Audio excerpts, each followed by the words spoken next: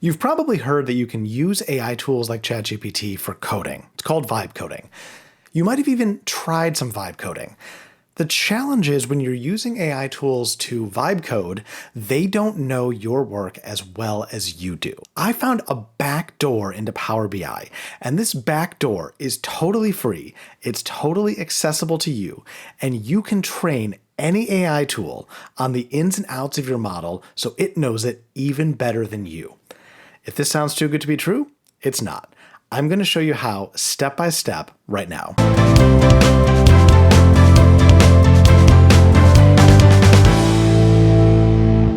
Welcome to the channel. If you're new here, I'm Mike. I'm a senior finance leader, and over the last decade, I've helped teams everywhere from brand new startups all the way to the Fortune 100 automate more than 20,000 hours of work out of their processes.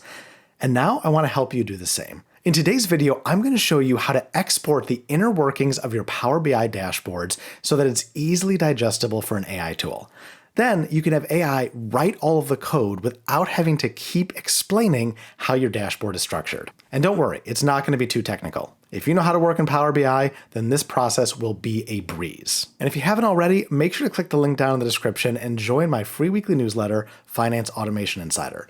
I'm going to send you tips, tricks, and hacks just like this every single Wednesday to help you get out of the office faster. Also, when you sign up, I'll send you a free guide to 15 5-minute finance automations that you can put into place today. Now, before we get started, I want to emphasize that this is an intermediate Power BI video. You need to understand the basics of Power BI and preferably already have some experience working in it. If you're brand new to Power BI, check out my video. I'm going to teach you Power BI in under 20 minutes. I'm going to put the link right here. Make sure to watch this video. Better yet, practice the skills from that video and then come back and check this video out. With all that out of the way, let's get started. So on the screen, I've got open a dashboard in Power BI Desktop. You want to make sure that you're developing in the desktop version. It's going to make this process so much easier and faster. Now, this dashboard is the monthly sales dashboard for the F9 Finance Coffee Shop. This is the operating report that all the managers can come in, they can see their P&L, they can see their sales by hour, categories, and other functions all over time. We've been asked to add in some additional functionality to this dashboard. The challenge is my team and I just don't have time to spend on the dashboard build out. So we need to rely on tools like AI and automation to make this faster.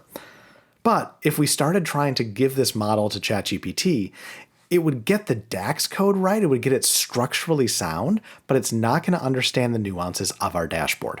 Now, why is that? Well, because as we build this out, we have unique table names that ChatGPT won't know. We have unique measures and DAX code. We have relationships that ChatGPT won't know.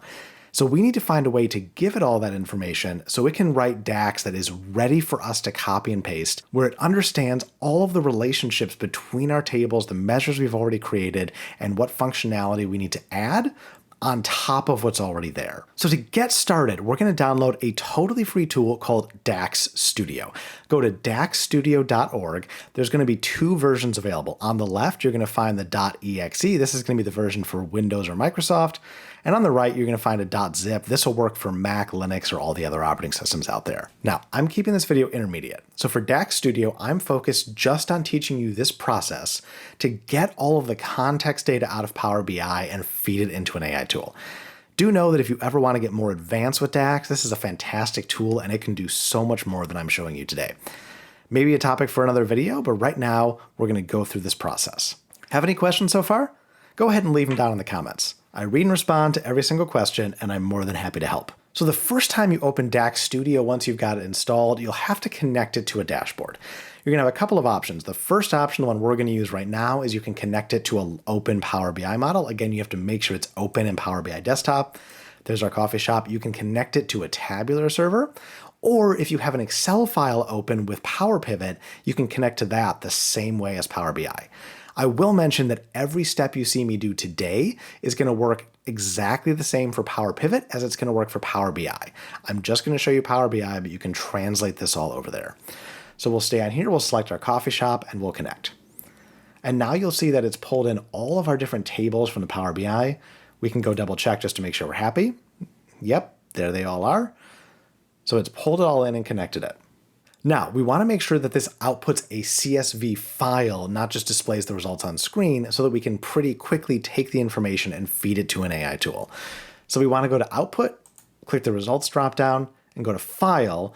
That way, whenever we get an output, it's just going to give us the CSV file. All right, now it's time to run some DAX. I'm going to put all of this code down in the description for you, but let's go ahead and pop this in. Okay, so our first one, this is going to pull out all of the schema tables. So this is going to pull out all of the table names and the details about them. We're going to go ahead and run this. It's going to pop up with our file. We'll go ahead and save this as tables. There we go. Okay, now the next one, and again, I'm going to put all of these into the description so you can copy and paste them. Don't worry about writing them down now. This next one is going to pull in all of the columns in those tables. We'll run that. Here's our columns. All right, now we're going to do all of the relationships between the tables. So there's our relationships. We'll run this, save that as relationships. All right, and then we're going to pull out all of our measures. There's our measures. We'll run this. We'll save that as measures. And we have just taken all of the metadata of our Power BI, exported into CSV files, and we can now feed these CSV files into any AI tool that will take them. That was literally it. Again, you can do so much with DAX Studio, but that's all you need to do to run this process is put in those few simple codes that I'll have down in the description, and you've got your files ready for your AI tool. So now before we start actually working on the dashboard, we need to train Power BI. So I've got ChatGPT open. This is ChatGPT 5. You can use the free version. There are limits on the number of prompts a day. I am in the pro version right now, but it's not going to change the results. I just happen to use the pro version because I use this all the time, but the free version will work just as well. There's just a limit on how many times you can use it in a day. So let's go ahead and train this. We're going to attach our CSV files. So here's the 4 files we created: columns, measures, relationships, and tables. We're going to select all of those. We're going to attach them and wait for them to upload. Okay, we've got all of our tables loaded. Now we're going to paste in our prompt. All right, we've got our prompt pasted in. So here's what we're doing. Act as a Power BI expert. Tell it how to behave. I've attached CSV files with the structure of my Power BI dashboard for the F9 Finance Coffee Shop. I want you to study these files to understand how the dashboard functions. And here's the key piece. Give me back an overview of the dashboard and the output so I know you understand. We'll send that away and we'll see what it comes back with. All right, so it's taken all the tables, it's turned them into an understandable format, and now it's analyzing. So let's see what we're getting. The data model is built around a fact table, which is the transactions, and a supporting cast of dimension tables. That's correct because I'm using star schema. So I've got my fact tables, the transactions, and then a bunch of different supporting files. It understands transactions as the main table. There's a lot of different data tables and mapping tables. The engine of the dashboard is a set of custom measures driving reporting views. There's that. This is perfect. So it's got our sales there, our main transaction quantity versus transaction price. It's got our profit. It's showing how we're displaying this with selected value. It's really nailed it. It's got date intelligence. It sees transactions. It's really just understanding this. And even better, it's getting the dashboard output. It's seeing the revenue and profit tracking, the KPI cards that we can compare over time. So it says it's a hybrid sales and P&L dashboard for the coffee shop. This has nailed it. It clearly understands exactly what we're going for. It knows all of the names. It knows the structure. And now we can get going on development. So now what I like to do is, because ChatGPT is so good at all of this, before I start developing the functions that I've been asked to put in, I want to see if it can suggest things that are missing that may appear in most common dashboards. See if it can just kind of guess where we're going before we even go there. So we'll give it a pretty vague prompt that I've pasted in here. After reviewing my dashboard, what common features are missing compared to similar dashboards for other companies? We're just going to give it a chance to see if there's something out there that we're not even thinking about. We'll send that away and see what it comes back with. Great ChatGPT 5 feature. It will automatically think longer if it sees it needs that. One of the benefits of ChatGPT 5 versus 4 is you don't need to select your model anymore.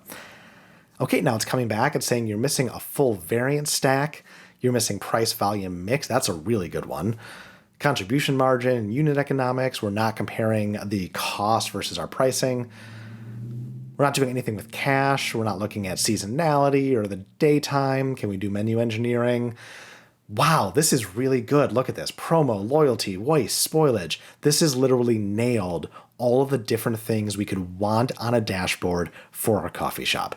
Segmentation, retention, variance waterfalls. This is so cool. Man, I'm just a nerd for this stuff. That's why I'm the finance nerd, but this still blows my mind after how we did this even just 10 years ago. This AI stuff is just crazy. To make it even better, ChatGPT has given us the quick wins it would ship first, day part heating, a waterfall, labor productivity, anomalies, a lot of great options. And it's actually caught a few of the things that we've been asked to do. The first thing we've been asked to do is to build a waterfall. So let's go ahead and do that. All right, so it's already suggested it's on the right track, so we can do a very simple prompt here. Help me add in a PVM, a price volume mix waterfall. That's one of the things that our leaders wanted to see. Amazing. So here is our step-by-step guide for building this in. We want to make sure we've got the right data, which we already have in there. We need to go in and define our periods, our baseline periods, and our comparison periods. Here's all of the DAX code we need to do that. Here's the price effect measure. Here's the volume measure. Here's the mix measure. Here are all of the supporting measures that you'll need to build in. And then literally step by step how to build the waterfall. There's even a make it sexy step to help you with all the formatting and make sure that this is something that really pops. If you're enjoying this video, make sure to subscribe to the channel. I post a brand new video like this every single Monday, and I don't want you to miss a thing. All right, and then the other thing we wanted to build was the operators wanted to understand the menu and if the menu's working. So let's go ahead and actually take this. We'll just copy and paste again. Anytime you can take ChatGPT's own outputs and put it back in, it lets you write simpler prompts because it's already structured the thinking around that topic. So I'm going to take the menu engineering. I'm going to ask it to help me build the following. We're going to paste that in, and here we go. Again, ChatGPT 5 is going to a longer answer to give us something better. So here we go. It's gone ahead and given us two paths. We can do the precise recipe cost by SKU if we know those, or we can proxy the costs using the category cost of goods sold. We don't really track everything at the recipe level, so we'll go ahead and use this on category cost of goods sold. So here's all of the different options. It's giving us the measures for both, so we can just follow B. Here's our calculation ready to copy and paste straight in for cost of goods sold. Just got all of the different things we can pull over our segment classification. It is doing all of the work for us. This is hours and hours, if not days, of Power BI dashboard development because it's not just the DAX itself. It's helping us create these reliable, customized KPIs based on the data available to us. How cool is this? Now, here's one more tip for you since you're going to be getting so much DAX code that you didn't personally write. There's a really great way to test it quickly. It's a tab that almost nobody goes to. So we know we've got up here, we've got the actual report view. I come down here, I've got my table view. Come down here, I've got my model view, and that's where most people stop. There's one more view, which is the DAX query view. Now, I can come in here. I can run DAX queries to see how my measures will work. I can also update the model with a change if I like it, or I can tweak it if I don't. So this is just a really great way to make sure that you're happy with everything before you actually put it into the model. So like I said, this process could not be easier. You're adding one additional tool to the stack in the form of DAX Studio. Everything we're adding on here is free on top of the tools that you already have, and this will save you hours. I will tell you that I've seen this turn 10 hours of work into 1 hour, if not less. Like I said, this process could not be easier. If you already know how to build Power BI, you're really just adding the one additional tool of DAX Studio and then the AI tools that we're working with on here all the time. If you've enjoyed this video, then definitely check out my video on Power BI secrets. It's going to give you some more tips, tricks, and hacks to enhance your Power BI dashboards and help you work faster. I'm going to put the link to that video here. Again, you do not want to miss these Power BI secrets. I'll catch you over there. This is Mike signing off from F9 Finance. Cheers.